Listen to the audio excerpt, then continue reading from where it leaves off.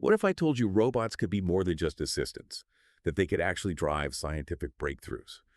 We're diving into the world of AI and its potential to, well, maybe revolutionize research. And I know you're particularly fascinated by this, so let's go deep. Could AI actually be more creative than humans when it comes to research? We're going to find out using some seriously cool research, including a study that put over 100 scientists head-to-head against an AI, a battle of the brains, basically. We've got a research paper hot off the presses analyzing this experiment, a Nature article breaking down those findings, and even a Stanford University report about AI and research in general. But before we crown a champion, can you walk us through how on earth an AI even generates research ideas? Like, where do you even start? It all begins with these things called large language models, or LLMs for short. Picture this. You feed these models a massive amount of text, in this case, tons and tons of scientific papers. The LLM basically devours them. And through this, it learns the patterns, the language, the whole structure of scientific thought. So you're basically training a computer to think like a scientist by letting it absorb every research paper ever written. Exactly. But here's the kicker. It's not just mimicking what's already out there. These LLMs use probability and statistics, basically predicting what might come next in a sequence, like forecasting potential avenues for research. Hold on, so they're not just spitting back info, they're actually using it to come up with new stuff. That's wild. I'm guessing this is where that experiment comes in. Bingo. Researchers wanted to see how these AI-generated ideas would stack up against the real deal from human researchers. So they gave the same research topics to an LLM and over 100 scientists specializing in natural language processing. And the kicker. The reviewers judging these ideas had no clue which ones were from a human and which were from the AI. Okay, now you have to tell me who came out on top. Did the humans reign supreme, or did the AI pull off a major upset? Get this. The AI-generated ideas were consistently rated as more novel and exciting. Well, hold up. Are you telling me robots are already out innovating us? Hold your horses. It's not quite that simple. Here's the nuance. While the AI was great at thinking outside the box, the human researchers' ideas were considered slightly more feasible, actually doable. Okay, so it's not a total robot takeover just yet. But to say AI could be more creative than humans, that's a bold statement. How do you even measure something as subjective as creativity, especially in science? Excellent point. This study used novelty as a stand-in for creativity, but even among experts, there's debate about what's truly groundbreaking, right? Right. What one scientist thinks is a game changer, another might say is old news.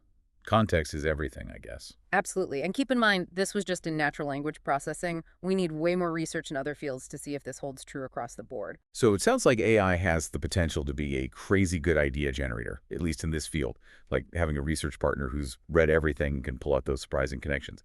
But before we hand over the reins of scientific discovery completely to AI, let's dig a little deeper into what this actually means for the future of research itself. So AI as this superpowered research buddy, that's pretty cool. But the Stanford report, it also mentioned AI and academic integrity. Isn't that kind of a weird fit?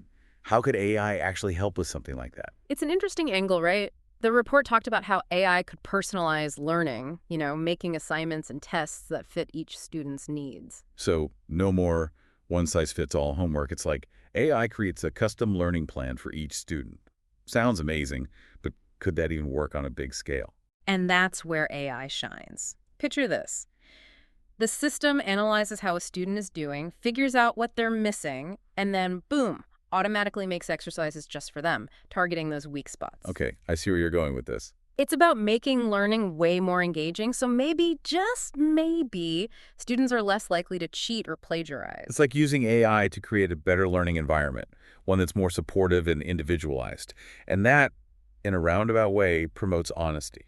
Exactly. But let's circle back to AI and research itself. We've talked about the good stuff, but what about the potential downsides? We got to flip that coin, right? Yeah, good point. Yeah.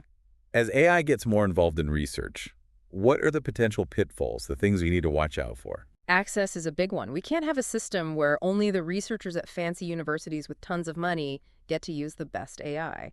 If we're serious about AI leveling the playing field in research, everyone needs access. Otherwise, we're just making the existing inequalities even worse. Yeah. And what about bias? I mean, we know AI is only as good as the data it learns from. What if that data is biased? Won't the AI just keep amplifying those biases? You're hitting on some really crucial points. We've got to be super careful about the data used to train these AI models, make sure it's as representative and unbiased as humanly possible. And it's important to remember AI is a tool, not a replacement for human judgment. Researchers need to be able to look at what the AI is spitting out and think critically, knowing its limitations, right? Correct. Exactly. It's not just about building a super smart AI, it's about building a responsible one. We need ethical guidelines, oversight, the whole 9 yards to make sure these technologies are used for good. So this isn't just a tech issue, it's a societal one. We need to talk about what role we want AI to have in the world, including the research world. And speaking of which, what about scientific publishing itself? How does that fit into all of this? That's another can of worms. How do our current systems for peer review and publishing adapt to keep up with AI-generated research? That's a question we have to tackle head on. Right, because the speed at which AI could churn out research, it's mind-blowing. We might need totally new standards for evaluating this AI-generated research, maybe even new ways to ensure transparency about how these tools are being used. The goal is to embrace the power of AI, but without compromising the integrity of science itself. This is seriously thought-provoking stuff. We've gone from AI as research assistant to AI potentially changing how science is published. It feels like we're on the verge of a major shift in how we do research, and AI is right at the center of it. And we've barely scratched the surface. What's happening in AI and research right now, it's changing so fast. It's a really exciting time to be following this field, that's for sure. Speaking of exciting, our sources mentioned AI potentially designing and running experiments, not just coming up with ideas. Wow, that's next level stuff right there. It really is. Imagine AI that doesn't just suggest the experiment, but actually designs the whole thing, controls all the variables with this insane precision, and analyzes the results faster than we can even comprehend. It's like something straight out of science fiction. Right. But it could be our reality sooner than we think. We're talking breakthroughs at warp speed, potentially curing diseases, tackling climate change, tech we haven't even dreamt up yet. I don't know about you, but part of me is totally stoked about that. And the other part is, well, kind of terrified. I get it. It's a lot to process. And it raises some big questions like, if AI is running the show, designing and running these experiments, who's ultimately responsible for the results? How do we make sure ethics aren't just an afterthought, that they're built into these AI systems from the ground up? We're not just talking about tweaking the scientific method here. We're talking about potentially redefining it. That's huge. And that's what makes this moment so pivotal. We have a say in how AI shapes research and making sure it reflects our values as a society. It's a massive responsibility, but also such an incredible opportunity. Exactly. And it's not just on the scientists. Everyone needs to be part of this conversation.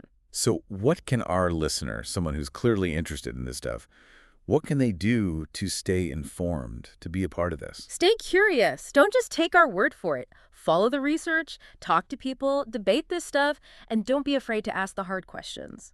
This technology has the potential to change everything, so the more informed we all are, the better. Like you said, it's not just about the tech. It's about what we do with it, what kind of future we decide to build with it.